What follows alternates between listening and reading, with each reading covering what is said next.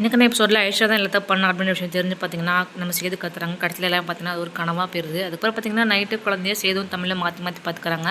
அப்போ பார்த்தீங்கன்னா தமிழ் தூங்குறதை பார்த்துட்டு நம்ம சேது சொல்கிறாங்க, உனக்கு தூக்கவில்லையே தூங்காமல் இருக்கு அப்படின்னு சொல்கிறாங்க. நான் படிப்பெலாம் முடிச்சுட்டு 3:00க்கு தான் தூங்குவேன், நீங்கள் தூங்க அப்படின்னு சொல்கிறாங்க. சேது பார்த்தீங்கன்னா குழந்தைங்க பக்கத்துலேயே படுத்துறாங்க. நம்ம சமையல் பார்த்தீங்கன்னா டேபிளே தூங்கிறாங்க. அடுத்த நாள் காலையில் பார்த்தீங்கன்னா காலேஜுக்கு நம்ம தமிழ் சேது போயிடுவாங்க. அப்போ ஐஸ்வர்யா நீங்கள் எல்லாமே எனக்கு போர் அடிக்குது அப்படின்னு மேலே கால் பண்ணி பேசிட்டு இருக்கும்போது சித்ராக்கா கூட்டிகிட்டு நீ வேணால் வெளியே போயிட்டு வா அப்படின்ற மாதிரி சொல்கிறாரு.